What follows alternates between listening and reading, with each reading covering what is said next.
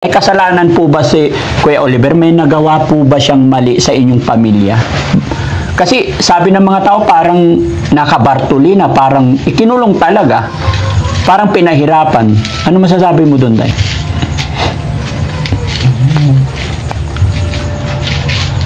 Mahirap sabihin, ano pa.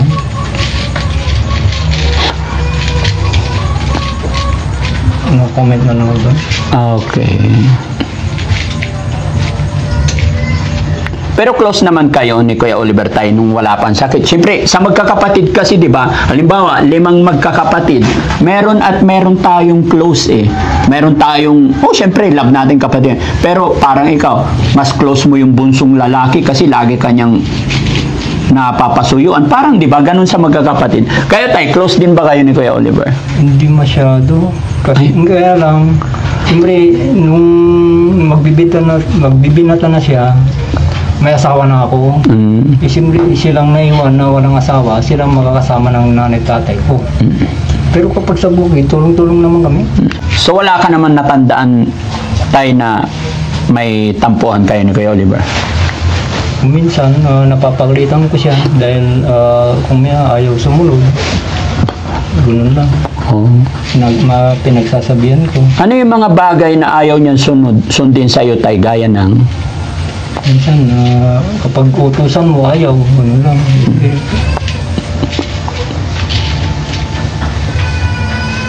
Anong masasabi mo doon sa sinabi ng pinsan ninyo tay na kasi sa pera, hindi nyo po ba talaga kilala yun? Na-comment ako doon dahil wala akong kilalang pinsang ganun. Gulat po ako na ganun na po pala kalaki na umabot ng 100,000 yung pera niya. So, yun po ay hindi ko rin kukunin tayo na kumbaga talagang kasi ang panawagan ko is para kay Kuya Oliver. Kaya actually po wala pa sa akin yung pera na yun tayo. Nasa GCash pa po, Nay. Hindi ko pa hawak.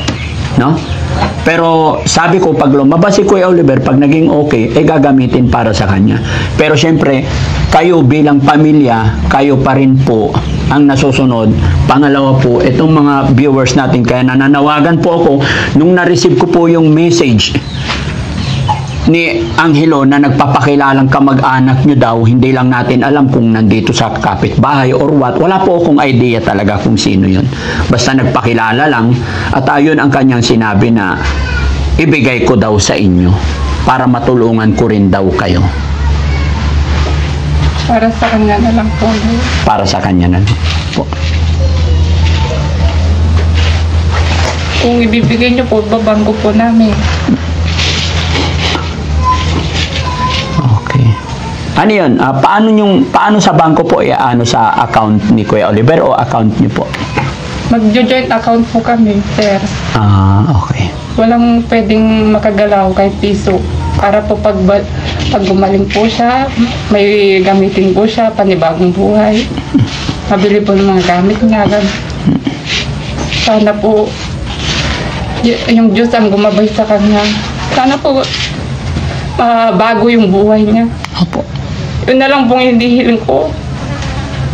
Asan po yung mga ibang kapatid nyo, Nay? Malayo po yung isa. Malayo po yung iba. Pero, nung napanood ninyo yung nangyari kay Kuya Oliver na naipagamot, nagkontakan po ba kayo? Nag-usap? Opo. Ano na pag-usapan ninyo magkakapatid po? Sabi po niya, sana nga po tulungan niyo po siya. Yun na lang po ang hiling din niya. Anong komento ng inyong mga kapatid about sa pera ni Kuya Oliver?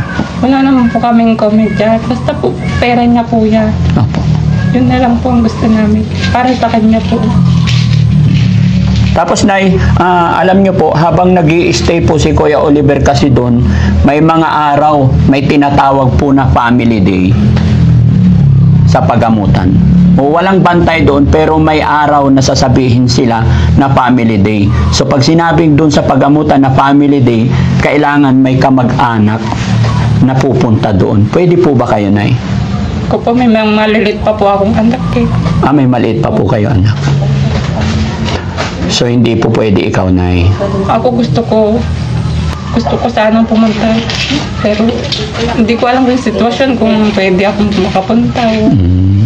Kayo po tay, kasi pag nandoon po, habang nandoon si Kuya Oliver, siguro after 15 days, nagbibigay ang bahay pagamutan about sa family day.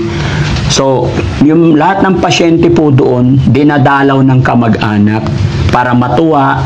Yun ay isang pamamaraan po para mabilis makaalala ang ating pasyente, maramdaman niya na may family na sumusuport at nagmamahal sa kanya. Pwede po ba kayo, tay? Pumunta doon? Pwede. Kung sino makarap, di salit-salitan kami. Basta, kaya lang, ang problema doon, di namin alam ang pasikot-sikot doon. Opo, mahirap pong bumiyahe ng walang sarili.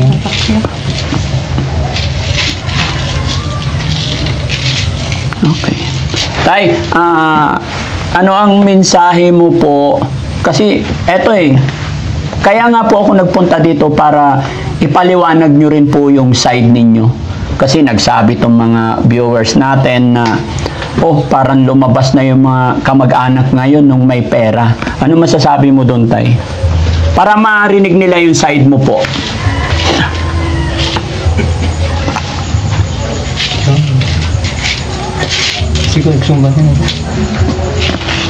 Sa mga nagko-comment po ng pangit sa amin, sana po tigilan na po natin yung pagsasalita ng masama kasi nasasaktan din po kaming mga kapatid niya. Tulungan nyo na lang po kaming ipagdasal na sana po gumaling po yung kapatid namin. Yun na lang pong inihiling namin. Possible po kasi halimbawa pag tumawag na after ng mga ilang family day at I'm sure po talaga nagagaling naman siya pero pagbalik nun dito syempre may maintenance siya, no? Tapos kaninong bahay po natin ididiretso si Kuya Oliver pag halimbawa ibinitaw na siya ng bahay pagamutan? Sa bahay po namin. Sa bahay na tinitirahan ko po kasi bahay niya po talaga yun. Yung bahay na tinitirhan nyo, bahay ni Kuya Oliver talaga? Siya po yung lalaki, dapat siya po talagang nakatira doon. Ano po, siya yung? Siya po yung lalaki. Siya yung bunsong lalaki? Opo. So, yun yung mana niya sa magulang ninyo. Pero kayo nakatira doon ngayon? Opo. Ilan po anak niya na Tatlo po. 3. Ilan taon yung bunso? Maliit pa po. Mag-aapat pa lang. Bata pa. Maliit pa, kaya pala sabi mo hindi basta-basta maiwan. Opo. Asawa niyo po nasaan? Nandiyan po sa bahay. Okay, so pagka gumaling siya, pwede. Diyan siya sa inyo. Hindi nyo na siya ikukulong.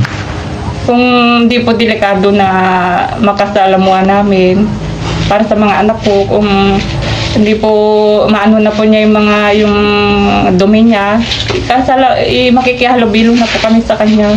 Pero kung delikado pa po, gagawan na lang po sana ng ibang bahay. Gagawan nyo ng panibago? Oo po sana.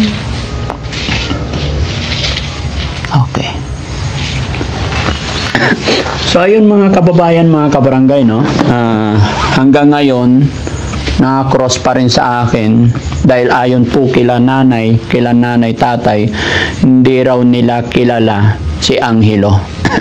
Pero narinig nyo rin mga kababayan yung sinabi ni nanay na gusto rin nila na ibangko na lang yung pera. Pero mga kababayan, ay ako pa rin ay kumukuha ng opinion sa inyong lahat, lalong-lalo na sa ating mga sponsor na sila yung nagbigay ng pera. Gaya po na aking sinabi, ako'y gustong makatulong lamang po, pero ako ang napagpasyahan po ng nakarami. At ang pinakamagandang narinig ko dito mga kababayan kay nanay, paglabas po ni Kuya Oliver ay sa kanyang bahay manunuluyan si Kuya Oliver. Napakasarap pakinggan na tanggap siya ng kanyang mga kapatid. No? At eto, unti-unting nalinaw, ngunit wala pa yung isang kapatid. Ano bang pangalan talaga ni Kuya Oliver pala? Florentino po. Florentino Partido. Bakit naging Oliver po? Baka nakalimutan na niya po yung pangalan. Kasi nung unang tanong ko nung unang namin, Oliver talaga yung sinasabi ang pangalan niya. Bukod sa pagbabasketball na anong mga hilig ni Kuya Oliver? Nagdadamo po siya noon kasi may alaga po siyang baka. May sariling alaga. Opo. Sana'y alaga po niya ngayon? Wala na po. Nabenta na. Opo, nabenta na po. Yung kapatid mo. Nay, salamat talaga pinaunlakan niyo ako, no? Nay, naka-video po ito, i-upload namin para mapanood ng mga kababayan natin yung panawagan ninyo at pakiusap ninyo, no? At isa pa, Nay, itong video namin, hindi na po ito mawawala sa social media unless na i-delete ni Daddy Frankie yung kanyang channel. Balang araw, mapapanood po ni Kuya Oliver tong usapan natin na to. Ano po ang mensahe nyo po para kay Kuya Oliver? Sana gumaling ka para mabago yung buhay mo. Yan lang naman ang gusto ko. Sana mabago yung buhay mo. Maging normal kang tao. Para malasap mo yung buhay, masayang buhay, masayang mabuhay sa mundo. Hindi yung ganyan. Sana bigyan ka ng pagkakataon ng Diyos na mabuhay ng normal at mabuhay na masaya dito sa mundo. Tulungan mo yung sarili mo para hindi ka ganyan. Mag-isip ka ng mabuti para sa buhay mo. Yun lang po. Salamat, Nay. Gaya na nga lagi kong sinasabi, Nay, ipag-pray lang natin. Dahil alam ko si Kuya Oliver, ano man po ang kanyang pinagdadaanan ngayon, ano man ang kanyang problema ngayon, alam ko hindi niya po yun ginusto. No? Kaya itulungan natin siya ipag-pray. No? Si Tatay naman. Tay, ano po nga mensahe mo kay Kuya Oliver bilang kuya? Sabi ko pa, magpagaling siya. Yun lang. Saan ang bahay mo, Tay? Harap, sir. Sa harap lang. Kayo po, yung nandyan din sa harap. Hindi po. Yan ba naman? Nandoon. So, ibig sabihin, magkakatabi lang po kayo dito. Sa hirap lang talaga ng buhay. Ano po? Mahirap po magkaroon ng kapamilya na ganyan. Kaya yung pong nagsasabi ng masasama, sana po, huwag na sila magsalita ng masama. Nakakasikip din po kami sila. Pero salamat pa lang po sa mga sinasabi nila kahit po masakit. Bitang po. So ayun mga kababayan, mga kabarangay, no? Narinig po natin yung panawagan ni nanay, ni ate, ng mga kapatid ni Kuya Oliver. Maging ako man po mga kababayan ay nakikiusap din po, lalong-lalo na sa kalagayan nila na hindi po sila sanay na makarinig ng hindi magandang salita. Kaya instead na magbitaw tayo ng hindi maganda, ay unawain na lang. Gaya na aking sinabi, siguro sa kahirapan ng buhay at minsan sa kakulangan ng kaalaman. Gaya ng sinabi ni Tatay, gusto daw nilang ipagamot, pagaling, pero wala pong napag-advise sa kanila. May kasabihan po tayo minsan mga kababayan na yung hindi kayang unawain ng ating kapwa, at kung tayo man halimbawa ay siya nakaunawa, ay unawain na lang natin sila. Alam ko mga kababayan, naiintindihan nyo kung ano ang ibig kong sabihin. Dahil bawat isa po sa atin, may kanya-kanya po tayong kahinaan. Kung naging mahina man sila sa pagdesisyon sa kanilang kapatid, ay talagang ganun mga kababayan. Kaya unawain na lang natin.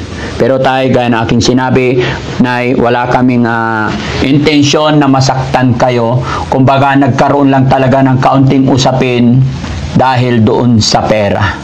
Dahil sa message ni Angelo na nagpapakilalang pinsan ninyo daw. No? At least nalaman din natin yung side ninyo. So, mga kababayan, maraming salamat po. At kakausapin ko rin itong isang kapatid kasi wala pa siya rito, hihintayin namin para makuha natin lahat yung kanilang mga side. At muli po mga kababayan, nagpapasalamat po ako sa lahat ng sumusuporta sa amin, sumusuporta kay Daddy Frankie. Lahat po ng mga kababayan natin na nakatutok sa kwento ng buhay ni Kuya Oliver. Sana po mga kababayan, hindi lang sa pagtutok sa kwento ng buhay ni Kuya Oliver tayo nakasupport. Sana samahan nyo rin kami na ipag-pray. Dahil ang inaasam ng lahat ay yung makakwentuhan natin si Kuya Oliver. At siya mismo makakapagpaliwanag ng kanyang sarili. Dahil alam ko ano't ano man kayong pinagdadaanan ngayon, darating yung panahon na maipapaliwanag niya ang kanyang sarili. Makakausap natin siya ng maayos. Yan po ang sama-sama nating hintayin mga kababayan, no? Kaya sa lahat po ng mga nagpadala rin po ng tulong para kay Kuya Oliver sa GCash, maraming salamat po. Yung mga nagpadala, may 5,000, si Ma'am, pwedeng banggitin ba yun, bro? Yung nagpadala. Oo, pwede. Oo. Lalong-lalo na po sa nagpadala din ng mga 5,000, kagaya po ni Ma'am Malu de Los Santos. Shoutout po sa iyo, Ma'am. No? Salamat po. Kayo pa rin ang magpapasya sa pera po ni Kuya Oliver. Kaya maraming salamat po. Sa mga nagpadala ng mga 200, 150, napakalaking bagay. Kaya po umabot ng 100K dahil nagkasama-sama. Nay, anong masasabi mo sa mga taong nagpadala ng pera po? Maraming salamat po sa pagtulong nyo sa kapatid ko. Sana po pagpalain kayo ng Diyos. Marami pong blessing na dumating sa inyo. Sa puso nyong maawain. Marami pong salamat. Okay. Tay, ano masasabi mo sa mga nagpadala ng pera sa mga kapatid nyo po? Salamat sir sa mga tumulong, ng mga nakakaunawa sa amin. Maraming salamat sa kanila. Okay. Isa pa mga kababayan, no, dahil po bago natin marating tong lugar na ito, ay ito'y itinawag scout po ni Ballpoint Man. At isa rin po siyang nagre-react, dumipensa sa Team Daddy Frankie doon sa sinabi ng pinsan. Kaya mga kababayan, bigyan ko siya ng kuhaan natin siya ng opinion para marinig din ng karamihan. Sir, Ballpoint Man, okay lang ba dito? Ikaw? Puro ka dito konti, Nay. Nay, dito, dyan lang po kayo. Yan, tayo po lang. Ayan. Kayo matakot sa akin, kaibigan niyo po ako. Ha? Hindi po ako kaaway, kaibigan po ako. Sir, Ballpoint Man, isama kita sa content ko ngayon. Kukuha lang ako ng opinion mo about sa sinasabi ni Angelo. Para sa akin, yung nabasa ko kasi yun eh. Opo. Oo. At saka, yung una, okay naman yun. Pero sa pagdating sa gitna, medyo pangit na kasi syempre, para sa akin, ang magdi-decide pa rin yan. Hindi po ang pamilya, hindi si Daddy Frankie, syempre yung mga sponsors. Kasi pangit naman po na, halimbawa, susundin ni Daddy Frankie yung yung Pahawak Angelo. Sige. Sinabi ni Angelo. So, Sige, marami pong magtatampo. Maraming magtatampo, maraming naiinis. Siyempre, yung tiwala nila mawawala. Yung tiwala nila kay Daddy Frankie, mawawala po. Saka marami nang aatras na sponsor na kung ganun po magdesisyon si Daddy Frankie. Kasi ang sasabihin nila, hindi mo naman pera, bakit mo binigay? So, siyempre, para sa akin po, nakakasakit din po yun ng loob.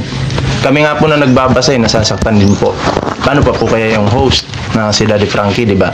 Masakit. At saka syempre, wala naman pong wala naman pong sinabi yung kumbaga, yung pamilya, hindi naman po pera yung habol nila. Ang gusto po nila is mapagaling lang po si si Oliver. Yun lang po yung gusto nilang mangyari. Wala naman po akong, kasi kami magkakapitbahay lang din po kami dito. Wala naman po akong narinig na na pera po yung habol nila. So, iwan ko lang doon kay Angelo kung sino talaga yun kasi hindi naman daw po kilala ng kamag-anak ni kapatid ni Oliver. So, doon pa lang po sana, wag po tayong magdidesisyon diyan sa mga comment natin. Pwede namang magbigay ng suggestion pero sana yung hindi po nakakasakit sa damdamin ng host at syempre ng pamilya po. Yes po mga kababayan, sa totoo lang po aminin ko sa inyo mga kababayan dahil ako po ang hangad ko lang talaga ay mapagaling matulungan si Kuya Oliver at pasalamat nga ako kasi isa tayo napili ni Ballpoint Man na nalapitan. Pero aminin ko po sa inyo mga kababayan, tao lang din po ako na pag nakaka-receive ng mga hindi magandang mensahis, nasasaktan din po talaga ako.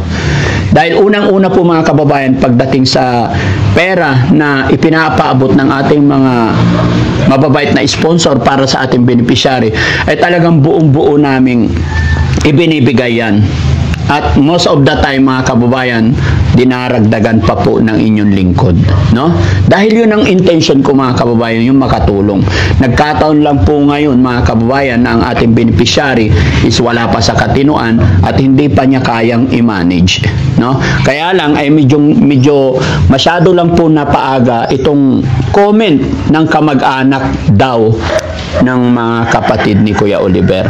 Kaya sana mga kababayan, medyo mag-ingat po tayo kasi sabi nila yung salita, pagbibitaw natin ng salita ay higit pa sa physical minsan. Dahil pag nakasakit ka physical, halimbawa nasugatan mo yan, gumagaling nawawala yung sakit. Pero yung nabitawan mong salita, talagang andyan na yan sa puso't isipan. Sabihin man natin humingi ka ng sorry, pero nasabi mo na yun. Kumbaga, andyan na po yan. Kaya medyo mag-ingat po tayo sa paninilita, sa pagbibitaw natin ng hindi maganda. No? Hindi, okay lang yun. Kasi nararamdaman ko. Ano po? Nararamdaman ko kaya sinabi ko lang. Opo. Kung ano yung nararamdaman mo na, sabihin mo lang, huwag kang, kasi mahirap pag dinaramdaman. Kung total na yung kapalit namin, nandun na siya. Tama na po. Patahimikan na po natin siya. Opo. Pero kasama po talaga sa buhay yan, Nay. Hanggat hindi nakabalik, hanggat kinukover ng Team Daddy Frankie, talagang nabibideo namin. Kaya pagpasensyahan mo na po, lalong-lalo dito sa social media, talagang hindi natin hawak yung isip ng mga ibang tao talaga nang bibitaw. Pero ang pinakamahalaga doon, Nay, tayo sa sarili natin, alam natin na tama yung ginagawa natin. Hindi tayo nanluloko ng kapwa. At alam ko rin, Nay, na total kapitbahay nyo si Ballpoint Man, hindi niya po kayo pababayaan. Magtiwala po kayo sa kanya, no? Maging ako man, may tiwala ako sa kanya, no? So, ayun mga kababayan, mga kabarangay. Pwede pong sige po. Ayun mga kababayan, mga kabarangay, no? Maraming salamat po. At sana po ay naliwanagan tayong lahat at nagkaroon tayo ng idea. At muli po, i-comment nyo po dyan mga kababayan kung ano po talaga ang desisyon din ng ating mga sponsor. Dahil gaya na aking sinabi una, ang perang yan, bigay ng sponsor, kaya sila po ang marapat na magde-decide kung kanino at kung anong gagawin natin. Dahil sa akin, ang pera na yan ay nandyan pa po yan, hindi ko pa po ginagalaw. Kung ano yung pera para kay Oliver, para sa kanya po, no? So, Ballpoint Man, anong panawagan mo sa ating mga kababayan? Masasabi ko lang sa mga viewers ni Daddy Frankie, dapat siguro katulad niyan kay Oliver, dapat mas may tutulong nyo, ipagdasal na lang po si Oliver. Imbis na i-bash nyo po yung pamilya, siguro mag-focus po tayo dun sa ni Oliver, pagdaling. Kasi wala naman pong ibibigay na mabuti yung pangbabash sa pamilya, di ba? Kumbaga, gulo lang po yan at baka ma-stress pa po kayo, ganun, di ba? Lahat po, baka lahat tayo ma-stress. So, mas maganda, para mas masaya po yung lahat, bakit kaya hindi tayo magkaisa? Diba? Oo, sa comment, pwede naman kayo mag-comment ng magaganda na nandun na eh. Nakapagbitaw na kayo ng mga masasakit na salita, pwede na siguro yun. Hindi na pwedeng, kumbaga, ituloy-tuloy pa yan. So, pasalamat na lang po tayo kasi syempre, si Daddy Frankie nag-i-effort po, no? Alam nyo naman po na si Daddy Frankie ayaw po ng mga ganun, na mga bad comments, no. Ang gusto lang po ni Daddy Frankie ay makatulong, makapagpasaya sa mga pamilya na nangangailangan ng tulong, di ba? Yun lang naman. So pasalamatan po natin unang-una yung Panginoon. Syempre si Daddy Frankie na kumbaga ginamit na kasangkapan para matulungan po yung mga nangangailangan. So yun lang po yung masasabi ko dyan. At syempre mga kababayan sa nanonood, sa mga nakasuporta sa Team Daddy Frankie, Ballpoint Man, support din po natin siya mga kababayan. Mayroon din siyang YouTube channel. No? Maraming salamat po sa inyo lahat. Shoutout po at magandang gabi po. God bless po. Bye-bye.